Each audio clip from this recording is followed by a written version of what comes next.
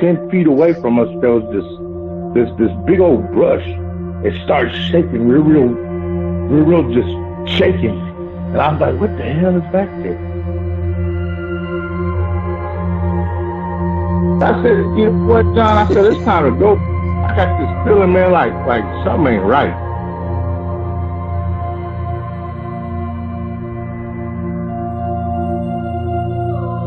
Then I turned back around, and there it was, standing right there in front of that thicket. And it was moving back and forth. His arm was just like, it was swaying back and forth.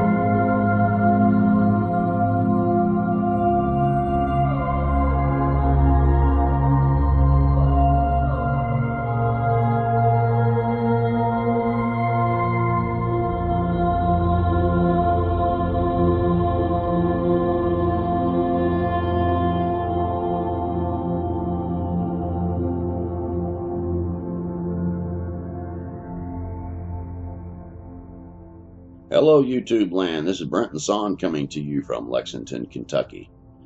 Before we get started, if anyone has an encounter they would like to share here on this show, contact me at brentonsawin@gmail.com. It can be any kind of interesting story that has a mystery to it. Just give a description of the story, contact information. I'll get to you as soon as I can. If anyone wants to make a contribution to help me run this channel and keep this show going, you can go to PayPal me. Link is in the description, and you can make a contribution, much like we used to do at PBS when I worked there. We had fundraisers once in a while. This is the time of year that I will be having a fundraiser. All right. Anywho, we have a guest today, Steven, who is sharing a Bigfoot encounter. He's a Native American fellow. He wants to get a podcast going, and I told him I'll help him do that if he wants to do that. I'll help guide him through the process anyway, and he will be bringing stories from his culture, the natives and elders, and it should be super cool, man. He knows the people, and it it could turn into be a pretty neat show for real. But anyway, Thrunite sent me another one of the lights, the Mini T01. I lost the one they sent me a month ago, I guess. And I was like, oh my gosh, I didn't, give a shout out. I didn't show the light, or nothing. And I got to email them back. So I ended up emailing them. I just said, look, man, I lost the light. Sorry. And I said, I'll get a picture from your website, and then we will use a clip from the other light that looks the same, but it has the settings inside where you have the low, medium, high, strobe, that kind of thing. But this one is just the basic.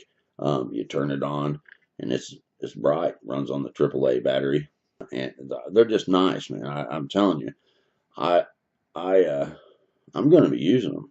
I really like them. Thrunite flashlights, the T01 Mini, and you can put the keychain thing on it, and that's how I ended up losing it. But I have this little clip thing. I hook my keys on my belt loop, and as I was taking my keys off my belt loop, I guess I lost it somewhere, and I couldn't find it. I looked everywhere. Anyway, let's go hear Steve's story. All right, Steve, if you would, I'd like for you to give an introduction to yourself, where you live, and things like that, and then we'll get into your story. Okay, my name is Steve. I live here in Arlington, Texas, but I'm from Oklahoma, Lawton, Oklahoma, Southwest, and this took place in 1995. I think I was 22 years old. And I've always been a Bigfoot enthusiast. I've always liked, the thing about Bigfoot is just he's a big creature, and he's real scary, and I just always loved him, man. And around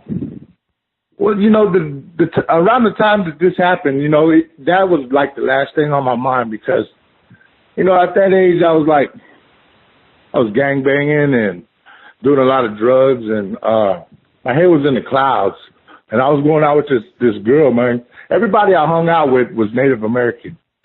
I mean, there was Kiowa, or there was I'm Kiowa Indian, but there was either Apache Kiowa or Cheyenne. I mean, it was Native American, and listening to all you guys is stuff like the Outlaws and you and everybody else. I mean, y'all talk a whole lot about Oklahoma, and at the time, and I grew up over there in Oklahoma. I grew up at Lake Latonka, Lake Ellsworth, and Fort Cobb, around the Bigfoot hotspots, and it just never dawned on me, man, that was going on over there. Even Purgatory, I heard Bear and Timbo and all of them talking about Purgatory and Brown Springs. I've been through all of that. And at that time, I was a young kid. I didn't even know. I mean, it didn't dawn on me that was going on. Well, anyway, let me get back to the story. Okay, one night, see, as young Indians, we like to go out to the lake. We'd get 12 packs of beer, and we'd go out to the lake. We'd swim in the lake, and, we'd have fun, and well, this night, I was hanging over real bad. I didn't really want to do anything. And my girlfriend, she lived in Elgin. She come to see me, and she was like, she had this van. She said, well, what do you think about going out to the lake? And I said, man, I'm hanging over. I don't want to drink no beer. Well, we got this, good skunky weed, man. I mean, that's going to get you out of your hangover. And, that's all she had to say because I feel that really, actually. Anyway, I was doing hardcore meth back then too. I mean, ain't nothing changed but the weather, but I'm just a little bit older and a little bit wiser. Dude, you're funny, man. I real hard. And it come down, and I was just chilling. I was like, she's like, let's just go out to the lake. There's one spot out there that we have to go through the woods, but it's very isolated, and we could swim naked. I said, well, my cousin John Boy's, and you don't get along with him. She was like, just bring him along. And I got my girlfriend. Well, her girlfriend didn't want to come with John Boy, so it was me, my cousin John Boy, and her. So we was on our way out there. We had to go through Medicine Park and the Holy City to get out there. And we passed Lake Latonka. I said, well, there's Lake Latonka right there, Mountain Scott right there. And she was like, no, this place we have to like sneak in. I was like, well, why do we got to sneak in? Because, I don't think we're allowed out there. I was like, well, shit, let's just go out there. I'm getting buzzed up. So we get to the point to where we're going and shit. And, she pulls in and she was like, well, y'all got to get that gate.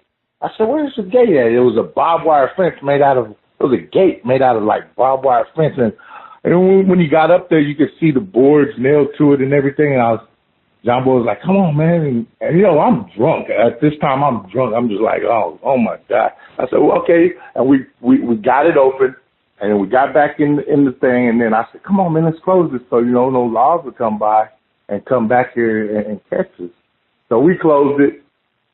We're cruising on this like offbeat road, and it's all bumpy, and we're just laughing. We're just having a good old time, and all of a sudden, I think we got off trail because you can't see the road no more, and she's like dodging trees and stuff. I said, "Where's this lake at? I don't see no lake."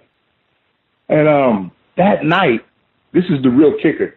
That night there was a full moon out there. I mean, the moon was just so bright and orange.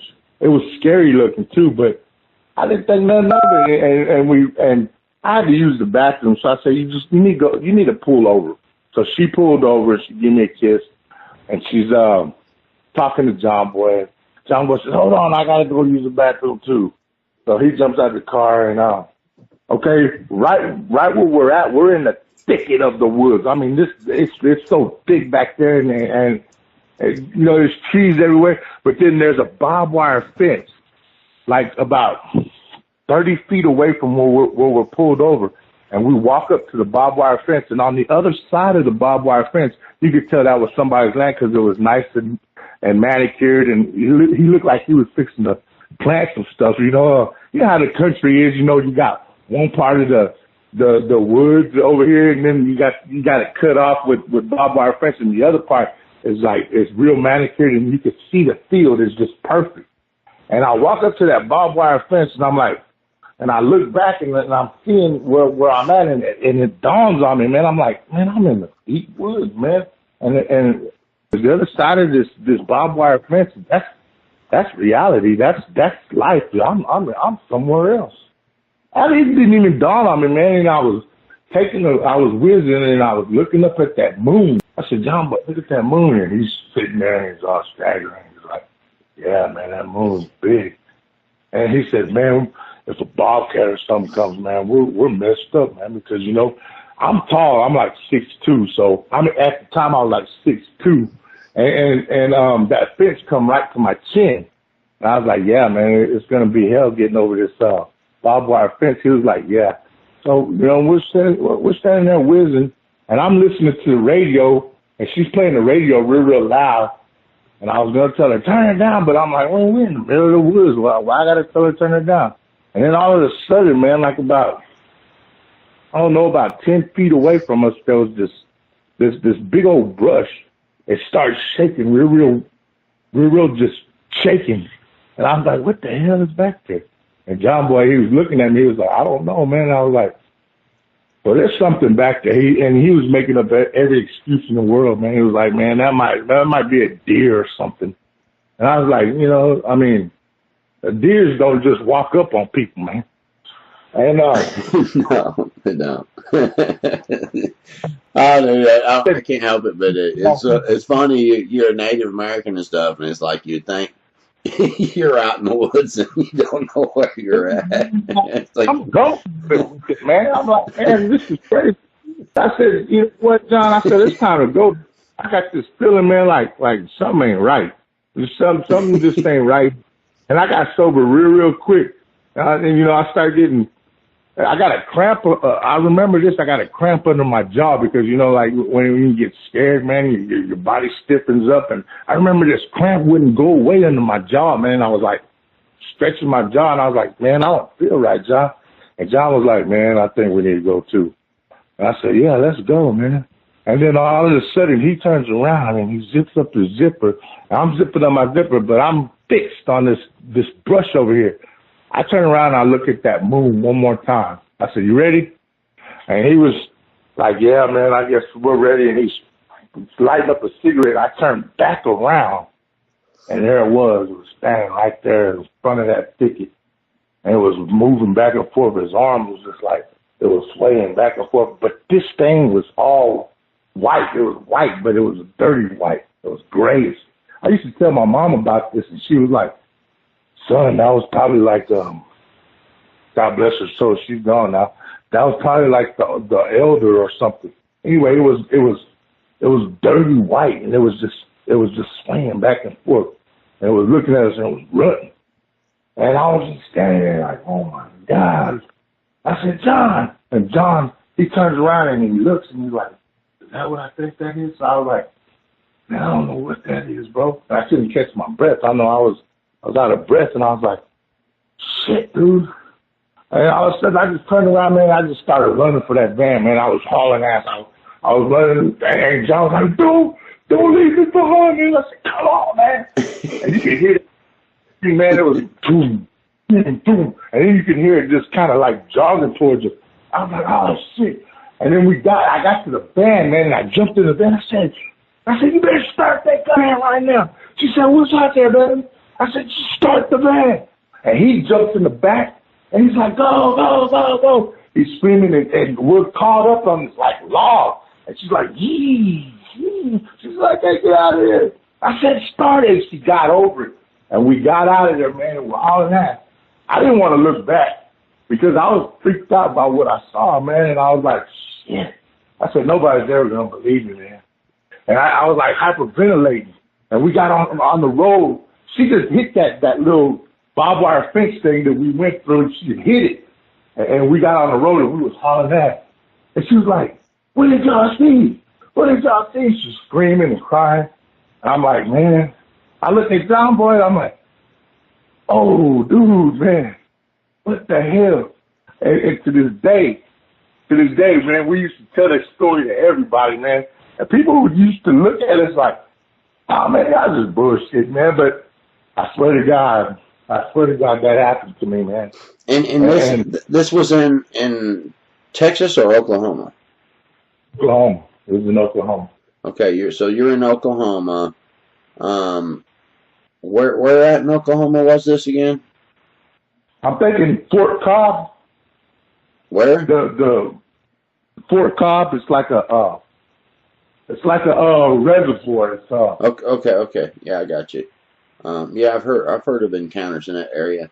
Okay. So you encountered this. You were on one side of a fence that was about 6 foot-ish tall, somewhere around that there.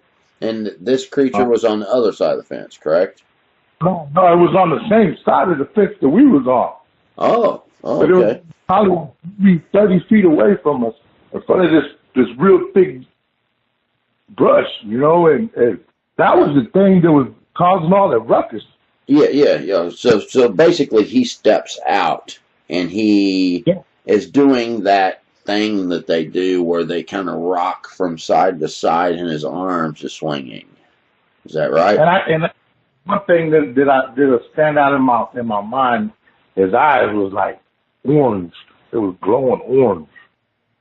Okay. It was the scariest you could ever see. I swear to God, I was like fixed on his like it was long gray matted hair. It was white, but it looked grayish to me. Yeah. It's not that uncommon to see a gray or a white Sasquatch. How tall do you think it was? Oh, it had to be every bit of 9.5 feet. Okay. 8 to 9 tall. It had to be. And he was so wide. It was wide. But see, he was hunched over too. And he was still like 8 feet. And you could tell he was hunched over. His back was just hunched over and his arm was almost hitting the ground.